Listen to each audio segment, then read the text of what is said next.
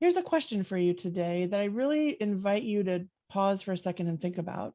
And that is, do you really know it all? Is what's on surface true? Are you making assumptions about things?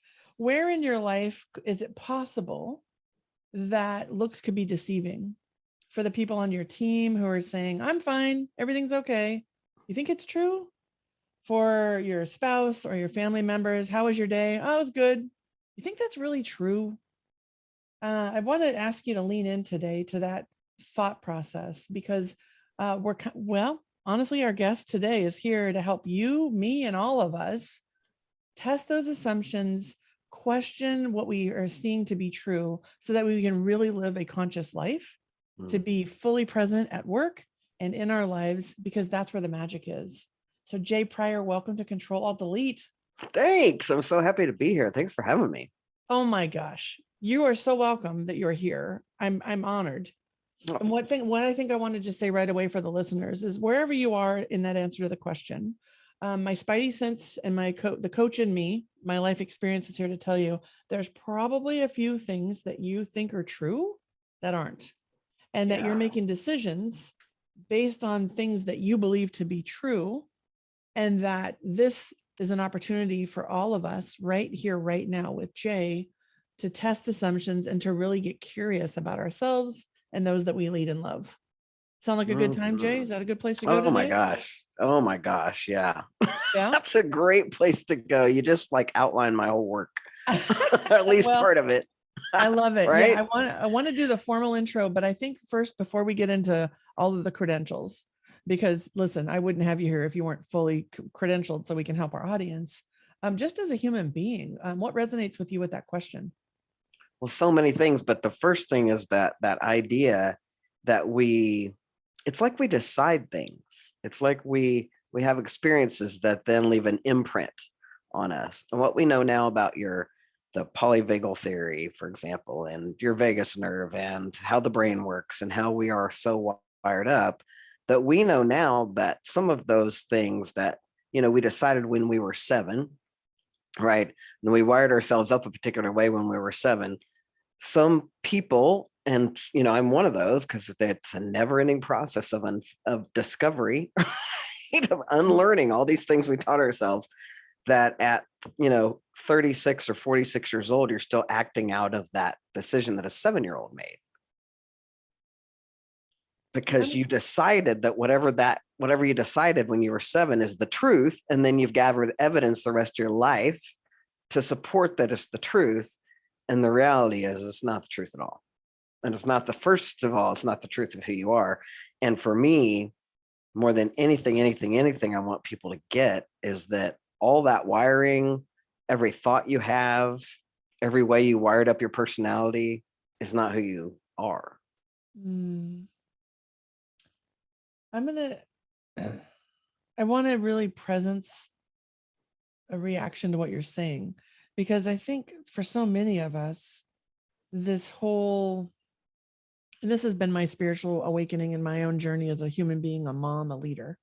I had no clue how much programming was happening underneath the surface, the subconscious programming in my developmental years. Like, I've been in therapy since I was 20, right? No one's talking to me about like, oh, by the way, you made decisions based on subconscious beliefs that were programmed in your early years that tell you what's good and what's bad, what's right and what's wrong, black and white. Like, I've lived my life trying to undo black and white thinking, to really be curious and be present in the moment.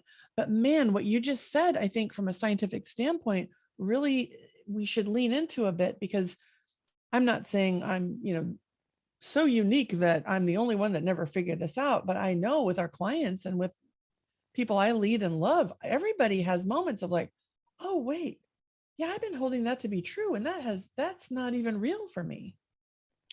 Well, So and I think one of the biggest factors of Yeah. this is gender, right? So in my show and in my work, I talk a lot about being classically trained female. So to get into part of my story, I was assigned female at birth. They looked at my genitals and said it's a girl. And then this was in 1966 in a small town in Kansas. And so then therefore I was trained and classically trained to be a female, female bodied sexed person. And there were certain beliefs about myself, certain things that I was supposed to know, having been female classically trained, that now I see so just for your audience, I moved through the world as a young lesbian and woman until I was 35 when I took my first shot of testosterone.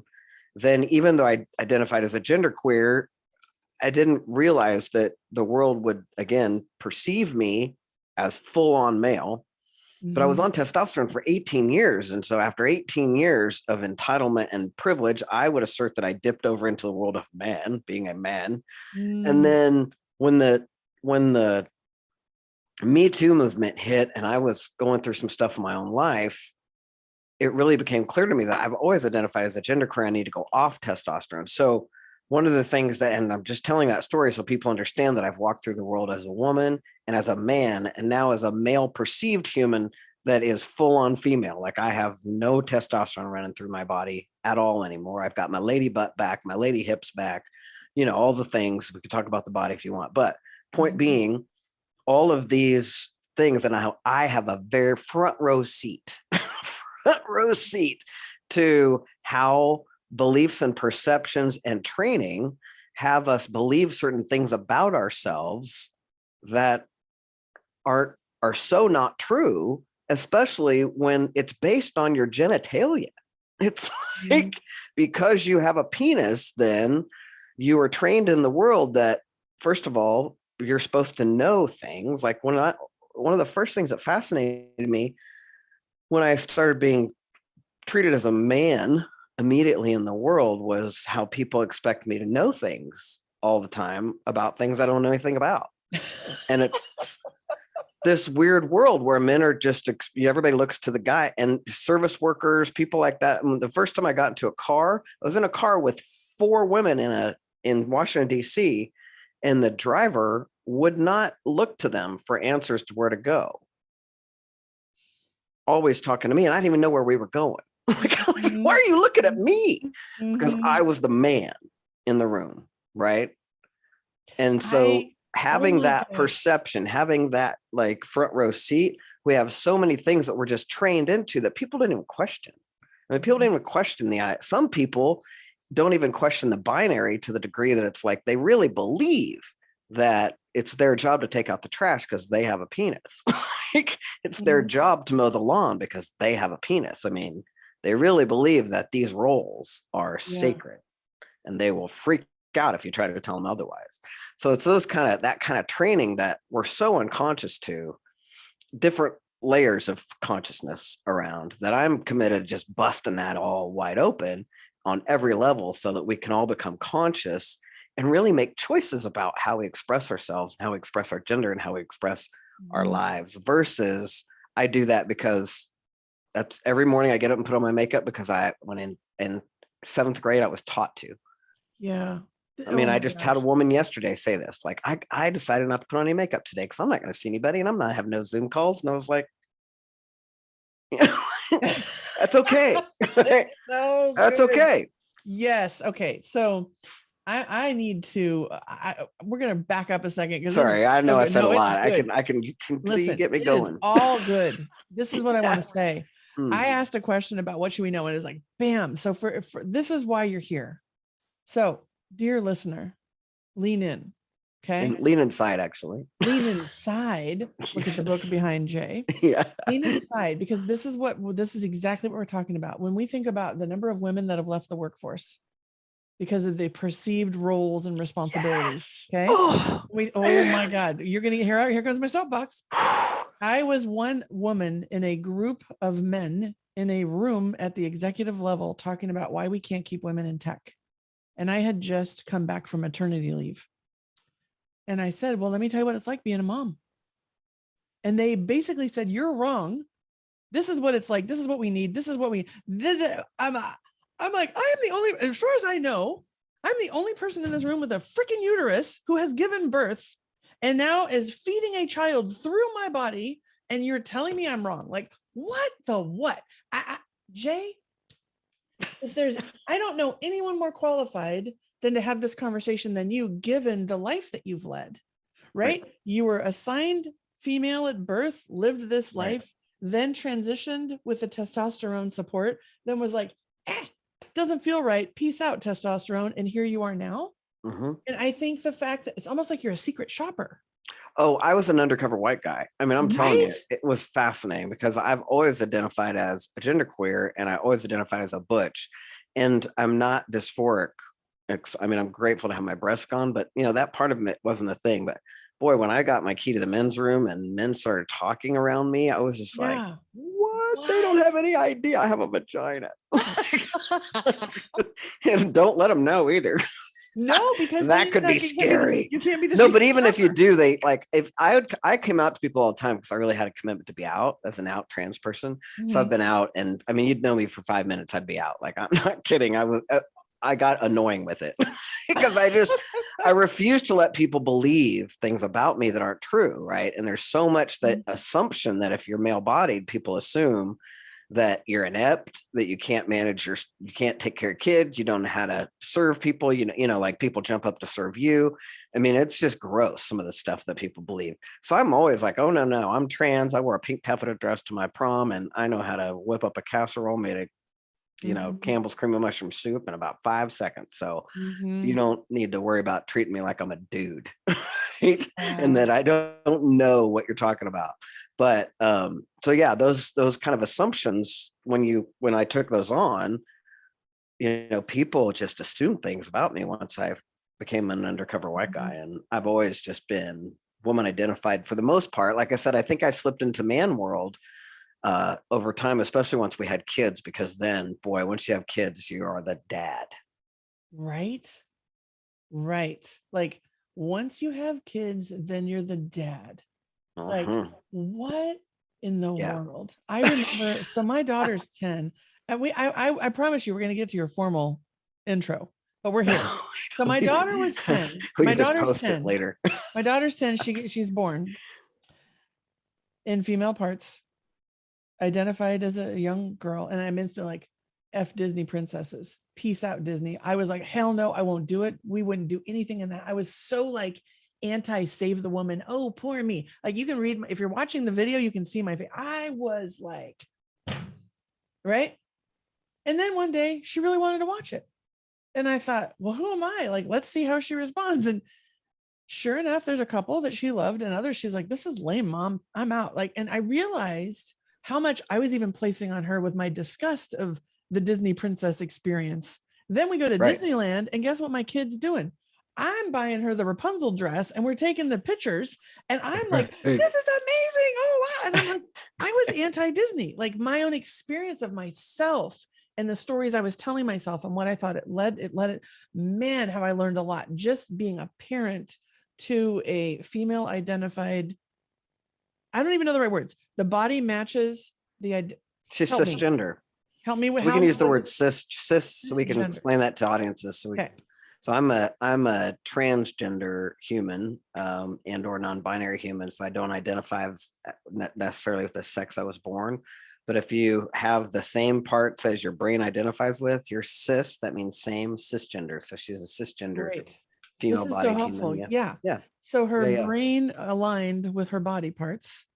Right. And there's days she wants to wear the pink tutu, and then there's days she's like, all black, screw that, I like worms. Right. And it's been really cool. Yeah. To as a leader, a mom, a leader, a business owner, to find the gift in the lack of consistency, right? Or the questioning my own beliefs and noticing my own triggers. Because even I went to shop for a bathing suit for her, and clothing, girls or boys. I'm like, are we still here? We're still here. And I think that is so much pervasive in the workplace. And I think that the opportunity in this conversation today, knowing that you are a consultant and a coach and a speaker, and you've put your life into leaning inside awakening consciousness in all humans, regardless of brain connection to body parts. I really am so grateful we're having this conversation today. Yeah, me too. And I mean, it's a continued awakening for all of us, I think, because I think what you're speaking to is right. Even those that we would call ourselves awake, or those of us that are even on the leading edge of conversation, if we'd like to say that, still make things, we still have our own bias, right? So it's like, you went the other way where it's like, I'm not going to align with feminine princesses crappity crap, right? Mhm. And it's like, there's some really feminine women. Right? Yes. And they love to their feminine stuff, and let's not make it wrong. Like, can it be Totally. okay for them to be feminine and to not sexualize them because they're showing body parts? I mean, can we step it up and not act like it's women's job to keep men from like not being able to manage themselves? It's ridiculous. So it's like there's so much left of conversation that we still have such a long way to go, just with our own consciousness and being able to wake up. I still, I've got a Gen Zer who is non-binary and dresses all kinds of ways, right? And one of the things these days is like, oh, it's so funny because my kid's a fashionista. So the Y2K is the fashion right now, which was when my wife and I met. It was Y2K was 99 to 2000, the year 2000. Like that's kind of the year we met. And so my wife had all those clothes, like all the clothes my 12-year-old is buying now are clothes just like my wife wore back then. And it's hilarious, but the kind of they're mixing and mashing stuff. So they'll come out in a pair of fishnet stockings and shorts and then a midriff top. And in my world, I'm born in the 60s. Fishnet stockings are like slut wear, like, that stuff. Yeah. Right. Right. No, it's not to the Gen Z generation. They're just fashion. Yeah, it's just fashion. Right? Exactly. And so putting our labels on them doesn't work. And putting our opinions and what we make wrong on them doesn't work. And it's been it for me too. Same exercise. I'm like, gotta get over. Gotta use different words, gotta think about, not putting my stuff onto them, because for my kid, that's a pure expression of themselves as fashion, and it's not sexual. It's nothing sexual about it. And so that's other people's perceptions, not my kids, and not what it should be. So, we're all a work in progress, right? Trying to get all that figured out. There's days when I'm like, I figured it out. And then boom, the next day, new one. Yeah. Every Anytime time I think I've figured it out, I have I'm dead in the water. One of the things I realized about myself, I used to really pride myself. I'm a woman in tech. Right. And then I started really paying attention to Black Lives Matter. Colin Kaepernick, I'm a 49er fan. Right. And I'm like, what is this all about? Like super curious and also a little like confronted and thinking like, what? And then really realizing I don't know what it's like to be a woman of color in tech. I also have privilege just because I'm white. Like what? I thought it was all the women band together and let's rise. And I'm thinking, man, there's so much to unlearn and to make space for. And I think about your life experience and what a leader in tech could really learn from this conversation for themselves. And I think it's going to be different for everybody. I think the pull through is, just really become aware of where we have firm beliefs that may not be based in, I wanted to say truth, but it's not truth. I don't know. I think if because I grew up with black and white thinking and I've worked so hard to find the gray and look for the, contrary, Byron Katie, look for the evidence. Is this true? I'm thinking as leaders now with everything going on in this chaotic world that's honestly, what is it, Bonnie? Brittle, anxious, incomprehensible, nonlinear, incomprehensible. I mean, this is our world. So this conversation right now is how we can help all these leaders take a deep breath, 3 deep breaths, a moment of reflection, and then look into, wow, what am I holding to be true that's not serving me? And, one question I used to get all the time is, what needs to die for me to be awake? And I'm like, right? Like what needs to die for me to evolve or be awake? And I'm like, oh, I always used to say ego. That was like my quick answer. So I could like get the A+. And then I was like, oh man, way more than that. Yeah. You Well, know? yeah. I mean, and because the ego and part of that whole classic training, for example, of men to be in charge and to be in power, and how the whole, like, one of the things that shifted for me is I was a woman who would have said, I mean, yeah, there's sexism and yes, and I'm a feminist and all that kind of stuff, but it's like, women also make their own, you make your own way. You know what I mean? Like you pull yourself up by your bootstraps kind of thing until I became one.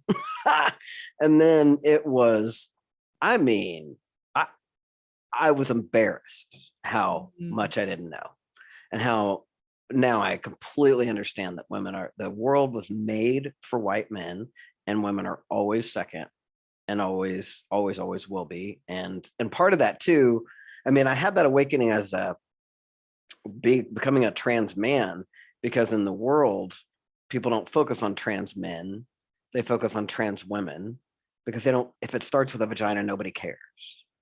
Dude, if it starts with a vagina, nobody cares. Holy shiza. There's a soundbite Right? for you. If it Yeah, but it's starts with a true. It's vagina, true because, like, let's look at research on trans people. Way before there was any research on trans men, there were research on trans women, because if it's born with a penis, we better pay attention to it, Mhm, right? But mhm. it wasn't until I transitioned in the 1999 2000 world that there started to be comprehensive medical studies on all trans people, not just trans women. And still today, most of the research is done on trans women, not on trans men. Also, when people are out there making laws, have you noticed all the laws in that Texas and everywhere else? Who are they focused on? Yep, women. Trans girls, right? They're going Oh, say after more about trans that. girls because they don't care about trans boys, because they think that starts with a penis. They can't compete against boys. We don't care about them. They're not nervous about that. But if you're born with a penis, obviously you are superior athletically. Mm. So dumb, because they don't understand that the bodies are exactly the same until testosterone comes in, and these young girls are blocking their testosterone, so they are not any stronger. They're exactly the same. And if I was a 6-year-old girl, I could beat up every 6-year-old boy. I Right? beat up a few in my day. I can tell you that Say much. Yeah. girls and boys are the same until the Yeah. testosterone kicks in. And these girls are taking hormone blockers, that testosterone never kicks in. So they're just girls. And that's how they would compete as girls. And so, but they're focused on them because they started out with a penis. And God forbid, we don't want that to work, or, something's really wrong with you. So you notice there's any of those laws, people pay attention. All these laws are focused on trans girls. Where's the trans boys? They don't seem to care if they're Honestly, you competing. just woke me up right here on this one. And They I don't care have if a they're family competing, member. Yeah. right? Yeah. Because they're Yeah, like, well, started out with a vagina. They can't ever compete against the other boys. Who cares? man. Okay. I want to unpack this because I think I'm having like a moment and I'm like, what? So I can feel This is where transphobia and sexism go hand in hand. I'm Right? thinking about okay, I have so much to say. I want to be purposeful. When decisions are made for promotions, when decisions are made for hiring, when decisions are made for layoffs, um, it's been my experience that this is the same conversation. And that's what's happening for me right now. I'm trying to actually articulate my lived experience, getting the spreadsheets on who's on the layoff list, seeing who's being prioritized for promotion, or set up for promotion through development opportunities, mentorships, whatever, visibility. And I've always had that lens for myself, and I believe I'm a champion of women at work, and it is something that matters to me. And yet you've just opened my eyes to something that I had on the cursory, like I've seen the news, right? But even when you said, have you seen the laws? I'm like, yeah, women. You're like, oh, no, trans girl. I'm like, wait a minute. That's like, I'm holding something to be true that I need to look at a little bit more. So I'm grateful that you've painted this picture for me to question, like, what other assumptions am I holding, or what other, I don't know if it's stories. It's like almost truths I believe without questioning. I guess like, what am I holding as a universal truth? Because maybe I don't know. Maybe the only universal truth is love is what matters most. I don't know. I'm having an existential crisis right now. This is really great. This is awesome. So good. It's Well, really good.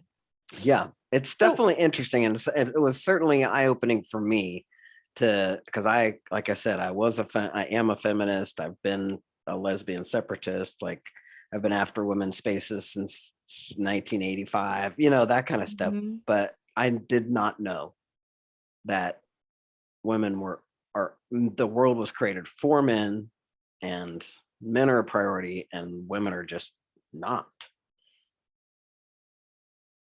Still, It's interesting when you say that, because I'm thinking about your clients and that's why I coach women. how lucky they are. That's why I coach women. Right. So I have it happen. Yeah, let's talk about that for a minute so people understand, like, where do you play in the world and what is your business? And because I was like, Yeah. I got really jealous for a moment, like all these women that it's like you got the inside scoop and you're like, here's the deal. Yeah. So Yeah. can you tell us a little bit about your formal business, what you Sure. do and why you Yeah. do it? I do all the things that I love, first of all. So I actually celebrated 16 years in business this week. Hold on. Yeah. Amazing. Love your 16 sound years. effects. 16 years. That is Yeah. awesome. Yeah. Congratulations. Thanks. I'm excited Yeah, about it. I'm very grateful, very that's blessed. huge. I only do things I love, and I made this thing, kind of made it up, right? So Mhm. I'm a creator, and, so I have a book and a methodology called Lean Inside that I developed, and it's my coaching methodology.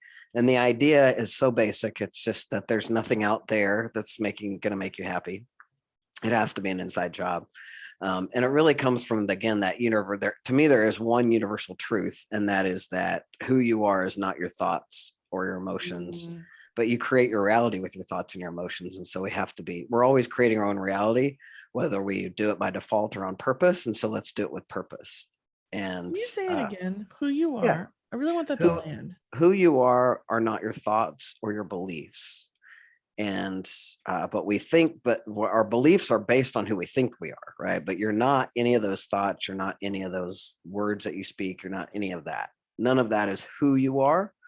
And in coaching, we coach to the who of a person, right? So we coach to, when I listen to my clients, I listen to who they are. And to me, that's nothing but light, and that light can accomplish and achieve anything that they want. They listen to themselves as the human they are and their thoughts and those kind of things.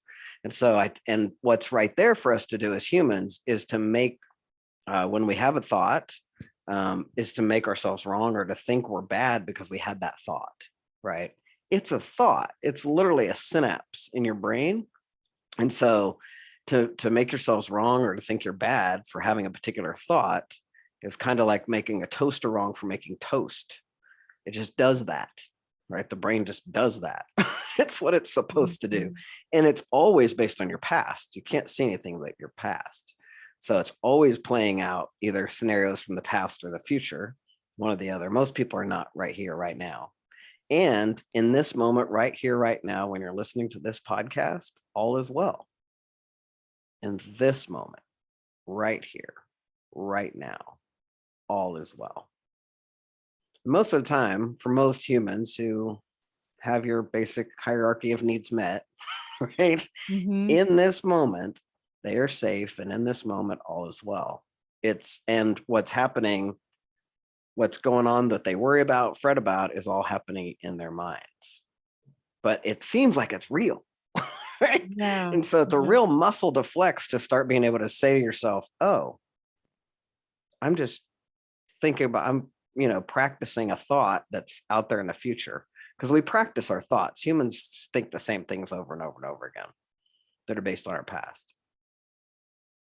So Okay. that's part of my coaching program, right? So that's my Lean Yeah. Inside work. It's my book, an audio book. You can find all that stuff at my website. And then I also have a show that I did in 2018 and a podcast based on the show. And it's called The Gender Reveal Party, and it's the real reveal. And there's no genitals exposed. So no genitals Yes, but are you starting revealed. fires with guns that Like push right at confetti? these Right? weirdo gender reveal parties where they are revealing the genitals of an unborn baby to you.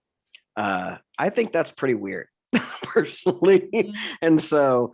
And I really want people to get more than anything that genitals and gender are not the same thing. And it's so important. This message is so important for me because when the trolls, because believe me, I get them. When the people come at me, what they come at me with is there's only two sexes, there's only two people, men or women. And they're talking about sex. And the truth is that 1.7% of the population is born intersexed. And that means that there have over 30 different variations of either expression of genitalia or chromosomes. And a lot of people don't even know they're born intersex, right? They just don't have any idea because it could be a chromosomal thing. They don't have any clue. But the truth is 1.7% of the population is born intersex. And so to say that there's only, males and females, that's not true. Like it's just not true. So are we going to tell those 1.7% of the population is born intersex that somehow they don't exist, number one, but B, aren't worthy of the same kind of love and attention that the rest of our babies that are born pink or blue are? So it's so important to me because intersex babies and intersex humans have been persecuted for so long. It's literally by the measure of a ruler as to how they will have surgeries on them. And those surgeries, most of the time, are not accurate. So people are waking up later, discovering things about themselves that, they've had surgery. Some of them have their genitals mutilated. Like it's just such an important message. It's also an important message because, again, people actually think that based on their genitals, they have a role in the world. Mhm. That is crazy business. Like that is so insane if you think about it. Like based on your genitals, you have certain roles in the world. That's Mhm. insanity. But It's we've been living insanity it that's been forever. exactly. It's insanity that's been lived so long it feels Real. completely real. People think It's it's the like truth. the thing Boy, that, they get mad at me. Ooh. well, I'm even thinking of the listener right now. They're either like, what the F is this all about? Like, where is this coming from? Or, oh my God, right? Like, and wherever you are in that reaction, I encourage Right. you It's to stay with the okay. It's okay. conversation. Right. Stay with Just this stay in it. conversation. Because here's what I If you know. can do it without being mean to me, I appreciate Yeah, it. let's not be mean to Jay. Full on. That's all good. And at the same time, I think just simply noticing, I mean, maybe right now it's a good opportunity, grab a piece of paper and just write down what thoughts you're having, what feelings you're having. Where are you feeling it in your body right now? Right? Yeah. Are you wanting to prove this conversation wrong? Are you like, holy crap, I had no idea? Like, where are you in the spectrum of this conversation? Because this is not something that's talked about at work typically. And yet I know in my own experience, there have been people that have transitioned at work, and the biggest conversation was about a bathroom. Right. All the time. All the time. I have someone in my It life. is a big conversation. It's a big It's a conversation. big conversation. Especially coming from HR about accommodations and how do we do it and how do people feel okay and what all the memos that we've written in, like, to like make it okay for a bathroom. Like it's wild. And yet early in my life, the first transgender person I ever met was someone it was really confronting for me because I didn't know what to do. And I was really pissed at myself for being really uncomfortable. And I was curious, but scared as all hell. And I really, it was really hard. And I think now, how hard was it for that person to like be in the social circle? Right. But at the time it was very much about my own experience. And then when I had opportunities as an HR professional to facilitate and support dialogue and what we call accommodations in HR land, right? That opened me up a lot more. And then I actually had a family member who transitioned. And then I was like, when I went for them to get their gender changed on their driver's license, I'm like, I thought it was a pain in the ass to get married and change my name, which I also believe is designed wonky. Right. But to actually have to go in front of a judge and convince this judge to give you what you already know to be true about yourself, like, what? So my own journey, my own experience has led me to want to have this conversation with you because I have those experiences. And I know there's many people right now that still don't even know they know someone, even though they do. Like I bet people meet you and don't have a clue. Oh gosh, yeah. Yeah. And then they're usually inappropriate when I talk. I I'm mean, sure, right? Hey, check usually out her blah inappropriate. blah, or what's up with Yeah. da da da. I can only imagine. Yeah. Yeah. So if you if we could help wherever, okay, so whoever's in this process with us right now, and we're present in this, then we're either like super triggered, like where are we going with this, or like yes, amen, like wherever they are in that realm. Mhm. When you're coaching your clients and they're having moments of confrontation or questioning, do you have a process or a question or a reflection that we could actually just presence right now to help all of us collectively to stay in this as we continue our conversation? I think just like you said, I invite them to consider to be in the inquiry around this, like get it, like get curious about it, like where is in your body, what's it feel like, what's open, what, and most importantly, and I think you probably have the same conversation with your clients.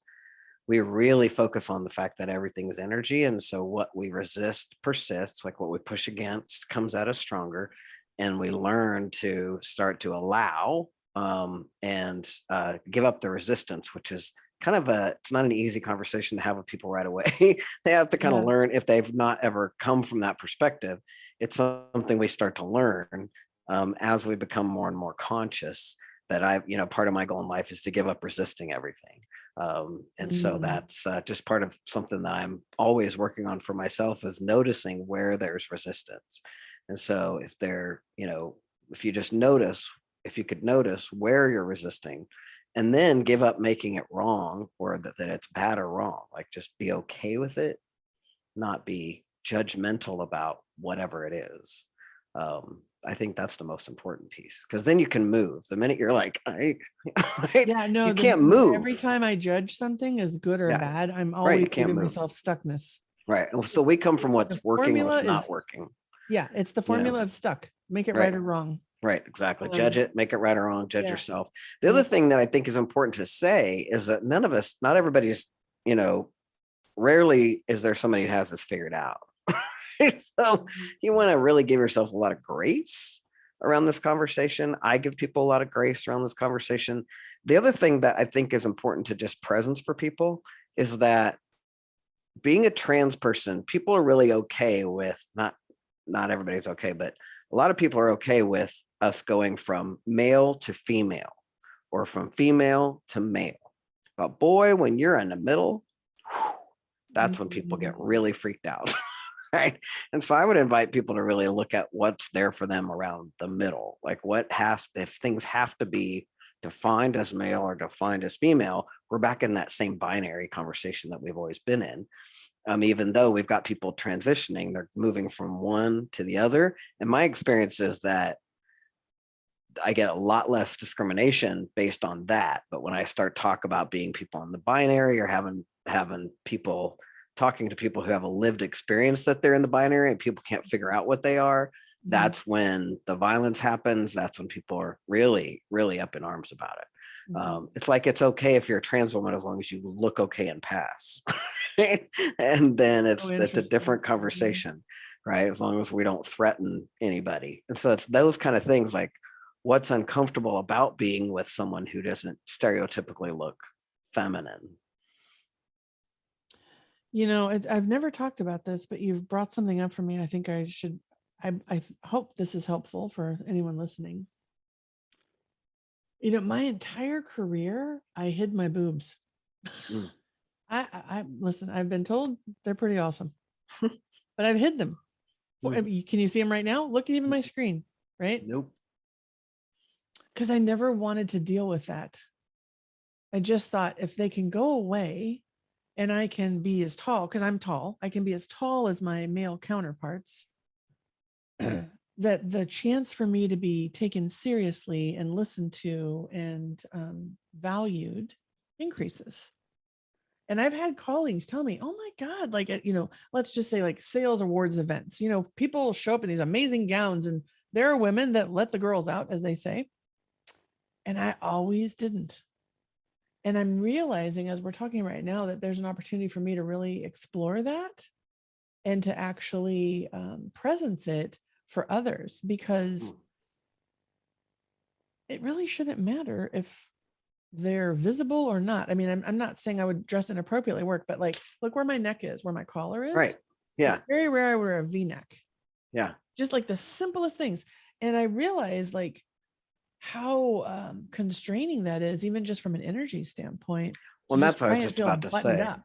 I hope that the men in the audience can hear, first of all, the energy, whether you, and this is unconscious energy, right? Because this is sort of unconscious in the sense that think about that you have to take the extra energy to think about those things, Mhm. right? Where men who wear masculine, people who are masculine clothing, when I speak, especially if I go someplace more than one time, sometimes I wear the same clothes on purpose.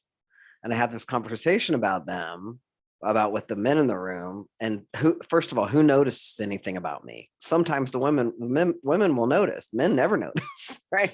And we have this conversation about the fact that women have to go to the extra effort and energy to wear different clothing, because you can't wear that dress to this event twice. I mean, my wife will say things like, I've been seen out in that dress. We have pictures on Facebook of me in that dress.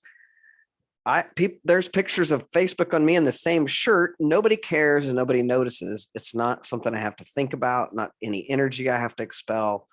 I just go put on my clothes and nobody cares. Mhm. Women have to go to the extra effort because you're judged mostly by other women, because men don't notice. Right?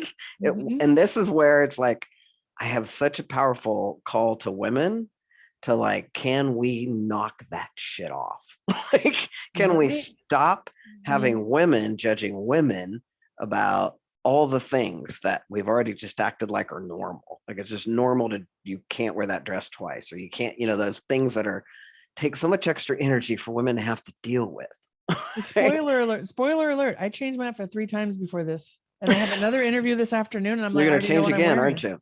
And now I might not. I might just to like, Yeah. right. And then I try and make sure that these are not first thing in the morning, so that, I mean, I have sleep apnea.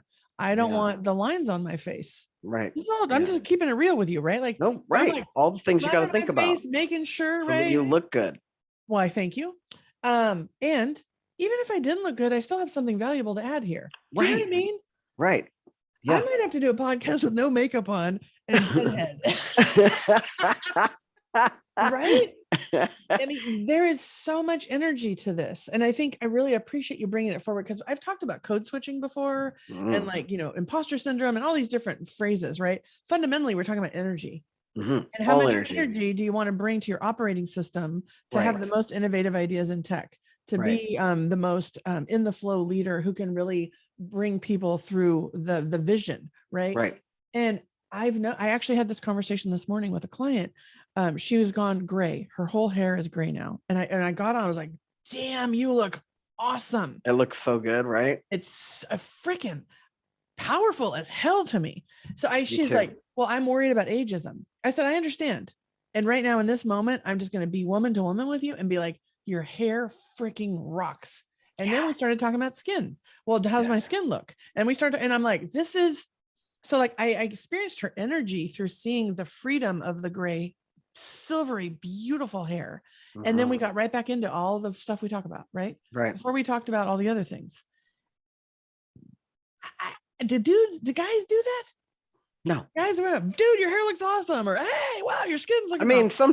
sometimes it's if your hair looks if your hair does look awesome and it's a guy who cares about his hair, then yeah. But usually no. Energy expenses. Guys talk about shoes though. Guys like good kicks and shoes, and the fact that you can wear men's dress like tennis shoes now with suits and things like that. Men will talk about shoes, sometimes clothes, but mostly sports and business stuff, or and they're on their phone. What sometimes, and men are bigger gossips than women sometimes, depending on the group. In companies, sometimes I've noticed that men are gossipy. Yeah. And I mean, I know we're generalizing, but we're also just trying to raise awareness, right? Yeah, yeah, for sure. The thing that so if you could wave a magic wand and drop a nugget into everyone's heart, because I want to bypass the head for a minute. I want to get to the heart, because that's where the energy is that can then unlock the head, I believe. What's one statistic, quote, thought, exercise, like what's a golden nugget that we can drop into people's hearts today? And the real, really what we're talking about is just inclusion and bias, right? If the pull through here for me, what's something you want people to receive? One of my favorite quotes is by Anais Nin, and I use it for trans people and awareness, but also everywhere in your leadership. And the quote says, "And the day came when the risk to remain tight in the bud became more painful than the risk it took to blossom."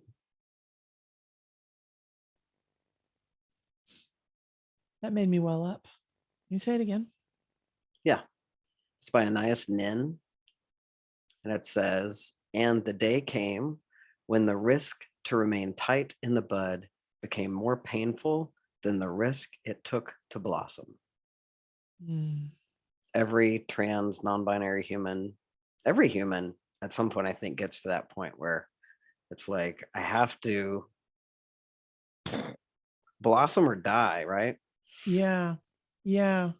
So I think that it's really, you get to the point where it's, for trans people, we get to the point where it's too painful to stay not our authentic selves, right? So we have to bust out. And when we do, then we blossom.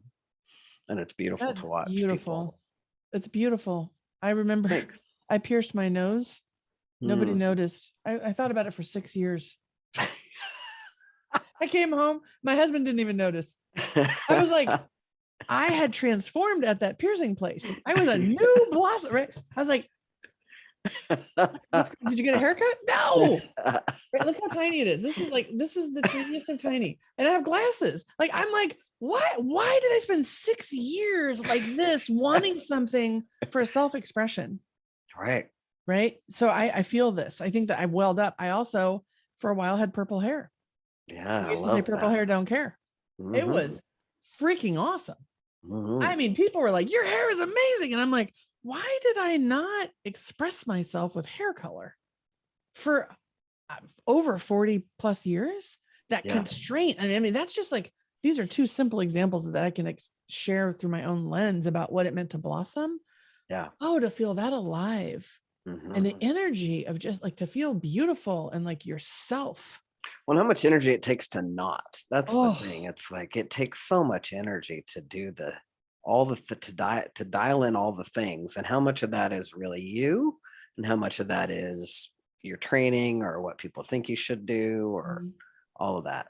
yeah. So, and I Oh, think my Jen. experience is that people, once they start questioning that, becoming the inquiry and get curious about that, is that there's a lot of things in their lives that they could just let go of and have a lot of freedom around and Yeah. have a lot more energy in life. Yeah. I think there's a double dog dare here. What's one we do on our podcast? We give people a double Nice. dog dare. All right. What I'm hearing you say, the double dog dare is like, where are you so constrained and what can you let go of? Yeah, especially around your Okay. gender. Yeah. Yeah. That's really cool. Okay. So let me ask you this. Yeah. Our playlist needs a song from you because we nice. know music can unlock heads and hearts. We know music can transmute energy. We know music really allows a moment of pause. So is there a song that you're like, that's my go-to song and I want to add it to this conversation? I have a lot of go-to songs, I will tell you that. Okay. So, music is a big thing for me. Yeah, me too. But one of my favorite, and I also try to like upgrade it though, because I like to stay relevant if I can. Yeah, if I it's feel you. possible. I can't keep breaking out Eagles songs. People are going, okay, Dury. Yeah. Can you get Yeah. Yeah, I feel you. Yeah. But now I'm like freaking, oh, no, I just got it. Because I was like, now I'm freaking out because I can't remember who does it. There's a really great song called Sunday Best by Surfaces.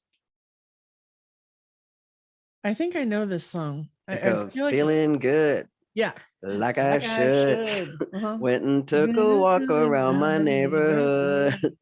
Feeling Feeling blessed, never stressed. right? Got that sunshine on my Sunday best. Yeah, it's a good song. Why? Tell me why. Now that they're our listeners are Because listening it's to the feeling good program. like I should. Like one of the things that's important is to feel good, right? Mhm. And so human beings spend a lot of time not feeling good. Yeah. and knowing what makes them could make them feel good and not doing it. Mhm. But in my work, I have you've seen my happiness and productivity workout, but the next sheet that I use with my clients is I'm called a gonna hold it up happiness real quick. formula. Happiness Yeah. and productivity workout. Find Done that on it. my Yep. website. But the next one I work with my clients is called a happiness formula. And when I speak, or train, I say to people by the time we get to this point, is you are grown ass people and you know the things that make you happy. You do. You're grown people. You know the things that make you feel good, make you feel good about yourself, the things that make you happy, and you do not do them. And so with my clients, I keep them every time we talk. I'm like, how much are you on your formula? And are you tracking the things that are going to make you happy? I have to do it myself. I track my meditation. I track how much sugar I eat. I track, how many times I work out. And I mean, things like that, because I know if I'm dialing those things in, I can stay centered and do my best work. But I also know if I don't dial those things in, then my operating system will kick in and I won't be on point. So, I think this is such a great pull through. I mean, we've talked about bias, inclusion, body parts, discrimination. We talked about boobs and penises. This is the talked first. about all of it. It's awesome. And you know what you just said, I think is a really great reminder for everything we've said, which is like, you have one life that we know of. This is it. Yeah, this is and it. Be happy. So if you're all about work and productivity and work, No, that's cool if that's what you want. But I have a sneaking suspicion, there's a lot more to you that you haven't even let out or experienced. If I can pierce my nose and no one noticed, there might be something you could do too. right. And yeah, I want to plug this if I might. So I went on Jay's website and I took this, and it's an easy download, super helpful. I actually shared my scores with Jay and we giggled at a couple, right? And so like for me, what I'm working on right now is prioritizing time for myself. And that's, to have energy and vitality, right? That's literally a lifelong goal for me that I constantly forget and remember, Right. especially as a Right. business owner and a mom. Yeah, you got to flex your muscle and have Gotta flex accountability it. around it all the Yeah. time. So And if for me, I people- have a kid with special needs, for example, so I have to dial in I have to do that work because I cannot. I cannot be off my happiness formula and be great with my kid at the same time. Man. I can't. Yeah, it does. It's impossible. It takes extra energy and I don't have it if I'm not dialing in the good stuff. Yeah. If you've got all your programs running in the background, sucking the life out of you and no joy coming in, you need a reboot, people. That's Control right. Delete. You heard it here first. Jay can tell you how to reboot. Nice. All right. Let me ask you this. People are going to want to find you. Yeah. Because they're going to want to see this productivity, happiness and productivity workout. They're going to want to watch the videos I've watched. So are you a LinkedIn kind of person? Or are you a website? I'm on LinkedIn. Person? Where Yeah, do you want people to find I'm you? everywhere at Jay Pryor. jpryorconsulting.com is my website. Okay. Also the genderrevealparty.com that's where you can find the podcast and all the things. Also, I'm on YouTube at Jay Pryor Consulting. I have a YouTube channel. The YouTube channel actually has recently it's got more of the Gender Reveal Party podcast on it, but it also has 2 years. For 2 years, I did a video every Friday of lean inside personal development stuff, and they're all 3 to 5 minutes, so you can just spend days. The micro learning is here, people. Go to the YouTube. Okay. Yeah, I try to do really just down and dirty 3 to 5 minutes on any topic that I chose every Friday, kind of thing. So there are things on don't worry and operating systems and all kinds of things like that. So YouTube channel, my website. I'm everywhere I'm on Instagram and Twitter and Facebook. I think Twitter is Pryor-J_J. And the Gender Reveal We'll put in Party. the show notes so people can find it easy. Because I mean, the thing about Twitter that I love is that's one of my favorite places. LinkedIn is where I live, but Twitter is my second favorite.